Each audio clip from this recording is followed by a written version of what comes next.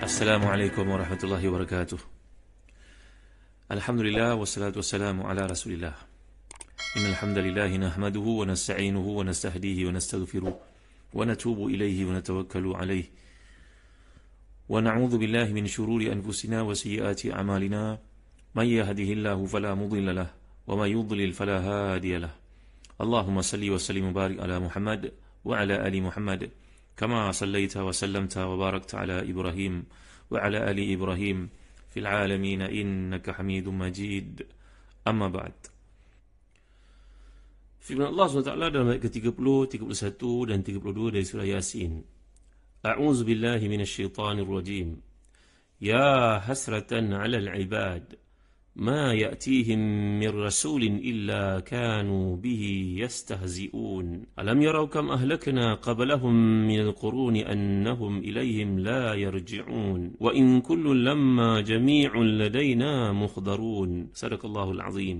Alangkah besarnya penyesalan terhadap hamba-hamba itu. Tidak ada seorang rasul pun datang kepada mereka, melainkan mereka selalu memperolok-olokkannya. Tidak akan mereka mengetahui betapa banyak umat-umat sebelum mereka yang telah kami binasakan, bahawasanya orang-orang yang telah kami binasakan itu tidak kembali kepada mereka, dan setiap mereka semuanya akan dikumpulkan lagi kepada kami. Bagi tuan-tuan memiliki tafsir Ibn Katsir, tolong buka pada jilid ke-8 muka surat 19. Uraiannya, Ali bin Abi Talha berkata daripada Ibn Abbas radhiyallahu anhum wa ardahum ajma'in, bahawa perkataan ya hasatan al-ibad ini berarti alangkah besarnya penyesalan terhadap hamba-hamba itu. Kerana alangkah celakanya hamba-hamba itu, kata ada berkata, celakanya hamba-hamba itu terhadap diri mereka sendiri kerana apa yang mereka sia-siakan dari perintah Allah, dan oleh sebab itu kelalaian mereka di sisi Allah SWT.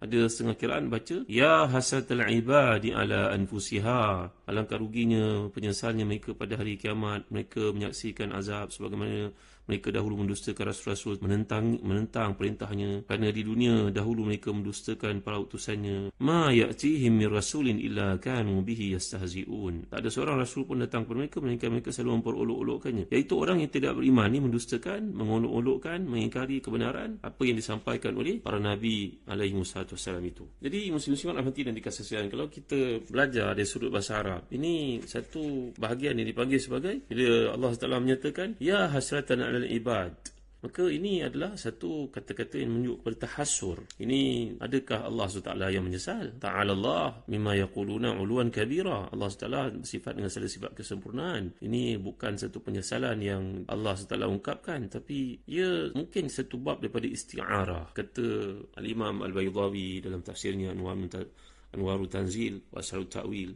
ini mungkin merujuk kepada maksudnya kalau seseorang itu lantas kasih sayangnya yang amat sangat kepada anak-anak, umpamanya seorang guru, dia bagi kepada anak-anak murid dia segala panduan untuk jawab peperiksaan, bagi soalan sport lagi, bagi soalan terpijak lagi, entah apa soalan lagi diberi, tapi malangnya si anak murid itu tak buat apa yang dia kehendaki, sedangkan semua ruang peluang telah diberikan. Kita jadi pensyarah kat universiti sebagai contohnya, kita pun sedih kalau anak murid tahun 4 final year gagal, sepatut keluar dah menggenggam segulung ijazah, tapi dia gagal. Maka inilah satu bentuk tahassur, talahuf, bagi menunjukkan min syiddati an-nadam, itu merujuk kepada talahuf, maknanya merujuk kepada satu keadaan yang sangat tinggi penyesalannya oleh pendidik itu sendiri, oleh ustaz itu sendiri, pensyarah itu sendiri, guru itu sendiri, oleh bapa itu sendiri. Ya Allah, anakku, ayah dah bagi engkau segala kemudahan, nak. Ayah bagi engkau duit, ayah bagi engkau kereta, ayah bagi engkau allowance, ayah bagi engkau segala kemudahan, tapi tak sangka macam ni engkau buat. Jadi tentulah penyesalan itu bagi sifat satu makhluk, bukannya sifat Allah SWT.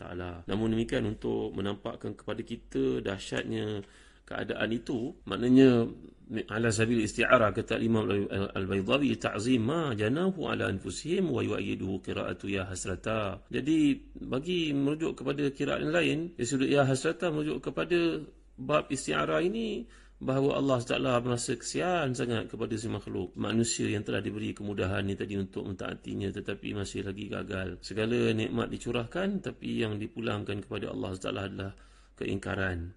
Inilah sifat manusia yang amat merugikan diri mereka sendiri. Jadi di sini kalau kita lihat dari sudut bahasanya, mungkin juga di Arab sebagai di sini mafhum mutlak, iaitu merujuk kepada ya hasrata al-ibad, merujuk kepada alangkah ruginya ya hasratal ibad, merujuk kepada dahsyatnya perkara yang berlaku ini, bahawa mereka telah pun meninggalkan tanggungjawab dan mereka tidak mahu mengikuti jalan-jalan yang diberikan dengan berbagai nikmat yang dicurahkan, dengan berbagai kemudahan yang diadakan, tetapi masih lagi mereka ini menolak, ingkar, tak mahu menggunakan akal mereka mengikuti kebenaran-kebenaran yang ditunjukkan itu. Jadi muslim-muslimat yang dirahmati dan dikasihi sekalian, ayat ini bagi menggambarkan kepada kita keadaan manusia bila dibangkitkan kelak, betapa mereka ni berada dalam kerugian. Bahkan orang beriman pun minta untuk dikembalikan ke dunia, asa an yazdad amalan, mudah-mudahan kalau dibalik ke dunia dia boleh menambah lagi amal soleh yang dilakukan. Bahkan orang mati syahid pun ingin kembali semula ke dunia,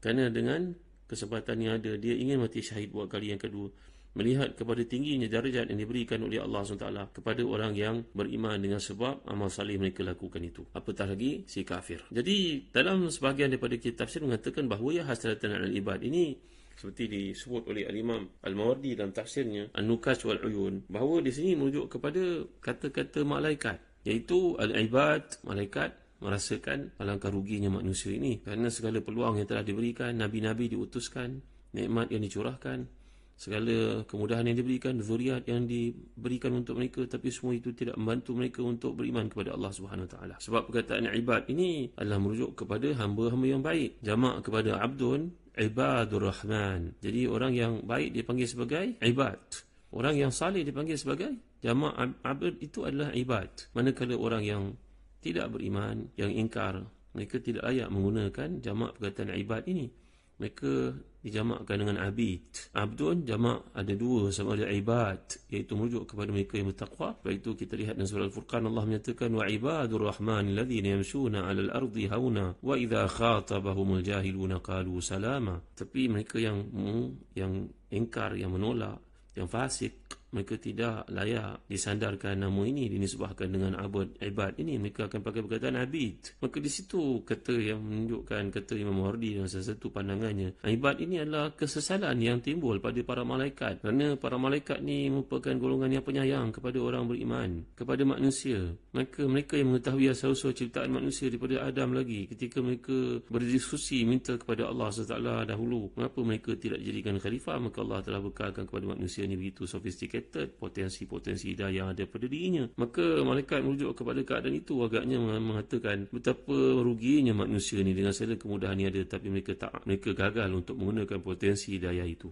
Jadi ya hasratan al-ibad ma ya'tihim min rasulin illa kanu bihi yastahzi'un. Tak ada satu pun apa yang mereka terima melainkan mereka memperolok-olokkannya. Sebab itu dalam ayat yang lalu ketika kita bacakan in kanat illa sayhatan wahidah فَإِذَا هُمْ خَامِدُونَ, maka perkikan itu berlaku dalam perkataan khamid. Maka hukuman yang dikenakan buat mereka ni hanya layak dihangus, dibakar sahaja. Kerana perkataan khamidun ini maitun syubihu bin nar, dia rujukkan sebagai ramat, iaitulah abu yang kalau dibayangkan dibakar itu memang tak ada apa yang tinggal. Hukuman yang dikenakan dengan sayhah ini tadi mengakibatkan semua yang ada di situ ila annal hayy kanar as-sati'a wal mait karamadiha. Jadi ditamsilkan mereka yang kena hukuman itu seperti api yang bakar hangus sehingga jadi debu. Kenapa? Kerana tidak mahu menggunakan jalan atau potensi yang ada pada diri untuk kembali kepada Allah Subhanahu Wa Taala. Sebab itu dalam ayat yang berikutnya ya hasratan al-ibad ini kaitannya dengan ayat yang lalu. Kata para ulama tafsir macam Al-Mawardi ini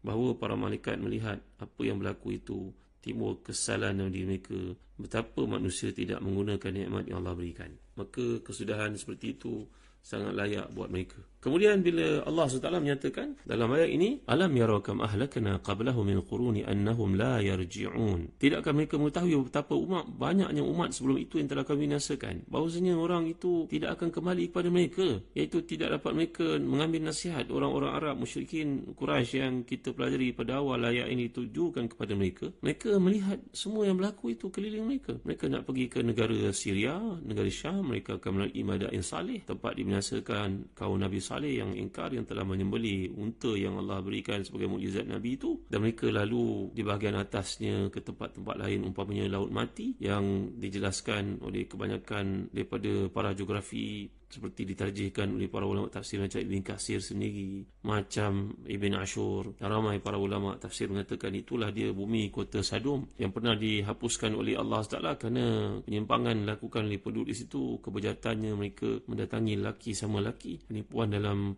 perniagaan, perempuan dengan perempuan, lesbiannya, homoseksnya, maka di situ yang telah dihapuskan oleh Allah. Orang dapat melihat itu semua. Apakah mereka tidak melihat? Alam yaru kam ahlakna qablahum min quruni annahum ilaihim la yarji'un. Tidakkah mereka tahu bahawa semua yang telah pergi itu takkan kembali? Dalam kitab tafsir mengatakan, contohnya Al-Kashaf sendiri menyatakan ada sebahagian daripada penyokong kuat Sayyidina Ali karramallahu wajhah yang berkata bahawa Sayyidina Ali akan datang semula sebelum berlakunya kiamat. Ini pandangan yang dirujuk seolah-olah seperti Nabi Isa AS yang akan kembali kepada umat ini untuk membetulkan kebengkokan yang berlaku dalam akidah Nasraniyah, Kristian. Maka sebahagian daripada penyokong-penyokong tegar Sayyidina Ali mengatakan Sayyidina Ali pun akan kembali. Mendengar kata-kata ini, Abdullah bin Abbas ataupun Abdullah bin Mas'ud berkata, mereka ni bagaimana hukum kita berkahwin dengan wanita-wanita mereka? Bagaimana hukum faraid mereka? Bahawa golongan yang mengatakan bahawa Sayyidina Ali akan kembali semula ke dunia, mereka ini tidak membaca ke ayat yang disebut oleh Allah ni? Annahum ilaihim la yarji'un. Bahawasanya orang yang telah mati ni tidak akan dapat kembali. Dia tak akan dapat kabar kepada kamu apa yang berlaku. Jadi dalam ayat ini menunjukkan kepada sekalian orang musyrikin yang ada di kota Mekah yang menentang Nabi SAW supaya mereka berjaga-jaga. Tidak ada berita yang sampai kepada mereka selepas daripada orang itu telah pergi, tetapi buktinya masih banyak. Dan ayat-ayat diturunkan ini sepatutnya menyumbang pada kesuburan iman mereka untuk mengikut Nabi SAW. Jangan jadi seperti golongan etis yang mengatakan in hiya illa hayatuna dunya namutu wa nahya wa ma yuhlikuna illa ad-dahr. Surah Al-Mu'minun ayat ke-37. Orang-orang etis ini berkata, itu hanyalah kehidupan dunia kami saja. Macam ada seorang penyair. Penyair ini berkata, adakah aku berjalan di tempat itu ataupun aku ditentukan? La adri. Adakah aku akan bangkit semula? La adri. Ini syair yang terkenal bagi orang belajar bahasa Arab. Mereka tahu syair la adri ini. Dia sentiasa mengatakan la adri, aku tidak tahu. Orang kafir tidak ada kompas dalam hidup. Orang beriman, kompasnya adalah Al-Quran, sunnah Nabi SAW. Maka ayat-ayat diturunkan ini sepatutnya membugarkan dalam diri mereka, menyegarkan kepada kefahaman adanya kebinasaan, hukuman, seksa yang Allah kenakan itu. Maka jangan ulangi kesilapan bangsa-bangsa yang pernah dihapuskan oleh Allah SWT sebelum itu. Alam yaru kam ahlakna qablahum min quruni annahum ilaihim la yarji'un. Maka ini adalah satu perkara yang telah kamu lihat berlaku keliling kamu, sepatutnya menimbulkan keinsafan untuk kamu ikut Allah SWT, ikut perintah Nabi yang dibawakan. Wa in kullu lamma jami'un ladaina muhdarun. Dan setiap mereka akan dikumpulkan lagi kepada kami. Iaitu semua umat ni akan bahasa Arab merujuk pada kulun dengan jami'. Apa beza ni tuan-tuan? Ini bahasa Arab. Kulun dengan jami'. Kita belajar ini mungkin dalam bab taukid ke ataupun dalam bab usul fiqih ke. Apakah maksud perkataan yang digunakan oleh Allah kat sini?